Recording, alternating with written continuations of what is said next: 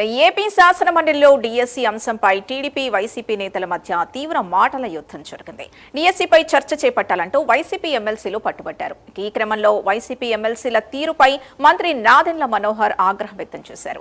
విపక్ష నేతకు మైక్ ఎలా ఇస్తారంటూ మండలి చైర్మన్ కొయ్యే మోషన్ రాజును ప్రశ్నించారు. దీంతో సభలో గందరగోళం నెలకొనడంతో మండలిని కొద్దిసేపు వాయిదా వేశారు. తిరిగి సభ ప్రారంభమైన తర్వాత కూడా అదే పరిస్థితి కొనసాగింది. మరోవైపు మంత్రి అచ్చెన్నాయుడు వ్యాఖ్యలపై బొత్స ఆగ్రహం వ్యక్తం చేశారు. మనిషి పెరిగితే సరిపోదని, భాష కూడా బాగుండాలని వ్యాఖ్యానించారు. సభలో సభ్యుల్ని గౌరవిస్తూ మాట్లాడాలని, డీఎస్సీ అక్రమాలపై చర్చ జరగాల్సిందేనని బొత్స పట్టుబట్టారు. దీంతో మళ్లీ సభను చైర్మన్ వాయిదా వేశారు. మరింత సమాచారం మా కరెస్పాండెంట్ హరీష్ అందిస్తారు. హరీష్,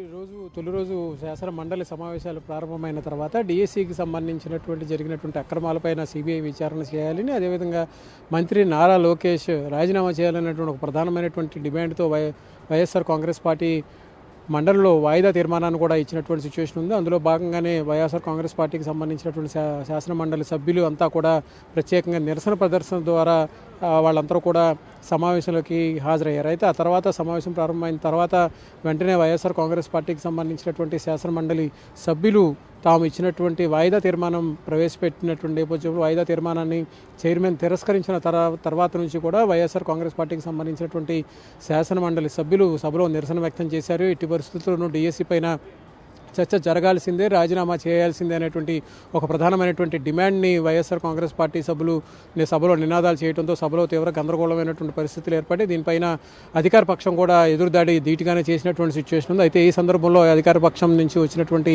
విమర్శలు, అదేవిధంగా మాటల యుద్ధం గాడి తప్పినటువంటి నేపథ్యంలో, వ్యక్తిగత దోషణలకు వెళ్ళినటువంటి నేపథ్యంలో వ్యవహారం కాస్త వాగ్వివాదానికి దారితీసింది. ఆ తర్వాత చైర్మన్ కొద్దిసేపు సభను వాయిదా వేశారు. అయితే సభ వాయిదా తర్వాత బీఏసీకి సంబంధించినటువంటి సమావేశం జరిగింది. సమావేశం తర్వాత తిరిగి ప్రారంభమైన తర్వాత కూడా ఇదే రకమైనటువంటి సిచ్యువేషన్ వైఎస్ఆర్ కాంగ్రెస్ పార్టీ సభ్యుల నుంచి సభలో వ్యక్తమైనటువంటి పరిస్థితి కనిపిస్తుంది. ఎందుకంటే మంత్రి అచ్చెన్నాయుడు చేసినటువంటి కామెంట్స్, మండలి విపక్ష నేత బొత్స సత్యనారాయణ ఉద్దేశించి చేసినటువంటి కామెంట్స్ పైన వైఎస్ఆర్ కాంగ్రెస్ పార్టీకి సంబంధించినటువంటి శాసన మండలి సభ్యులు తీవ్ర అభ్యంతరం వ్యక్తం చేశారు, తీవ్ర ఆగ్రహం వ్యక్తం చేశారు, క్షమాపణలు చెప్పాలని కూడా డిమాండ్ చేశారు. అయితే దీనిపైన అధికార పక్షం కూడా ఎదురుదాడి ధీటుగానే చేసినటువంటి సిచ్యువేషన్ కనిపిస్తుంది. ఎటువంటి అక్రమాలు జరగకుండా కేవలం రాజకీయపరమైనటువంటి కక్షతో, రాజకీయపరమైనటువంటి విమర్శలతో మాత్రమే సభని అడ్డుకునేటువంటి ప్రయత్నం చేస్తున్నారంటూ విపక్షాలపైన అధికార పక్షం కూడా ఎదురుదాడి చేసినటువంటి సిచ్యువేషన్ కనిపిస్తుంది. అయినప్పటికీ కూడా వైఎస్ఆర్ కాంగ్రెస్ పార్టీకి సంబంధించినటువంటి శాసన మండలి సభ్యులు సభలో పెద్ద ఎత్తున నినాదాలు చేయడం, చైర్మన్ పోడియం వద్దకు వెళ్లి చైర్మన్ పోడియం దగ్గర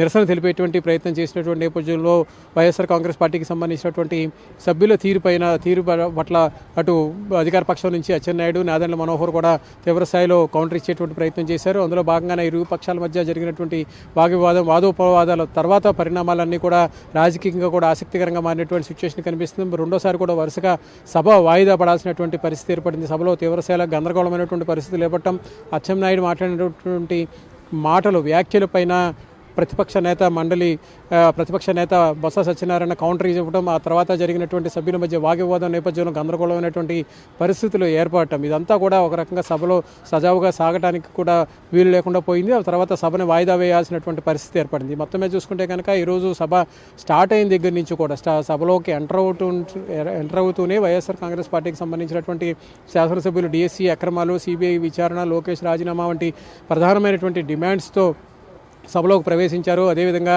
వాయిదా తీర్మానాన్ని ఇచ్చారు. వాయిదా తీర్మానాన్ని చైర్మన్ తిరస్కరించడం తర్వాత వైఎస్ఆర్ కాంగ్రెస్ పార్టీకి సంబంధించినటువంటి శాసన మండలి సభ్యులు తమ నిరసన వ్యక్తం చేసినటువంటి నేపథ్యంలో మొత్తం మీద తొలి రోజు సమావేశం 2 సార్లు వాయిదా పడినప్పటికీ కూడా ఎటువంటి చర్చ కూడా స్టార్ట్ అవ్వలేనటువంటి సిచ్యువేషన్ పరిస్థితి కనిపిస్తుంది. తర్వాత కొద్దిసేపట్లో స్టార్ట్ అయిన తర్వాత పరిణామాలు ఎలా ఉంటాయనేది కూడా ఒక రకంగా ఆసక్తికరంగా మారినటువంటి సిచ్యువేషన్ అయితే మనకు కనిపిస్తుంది.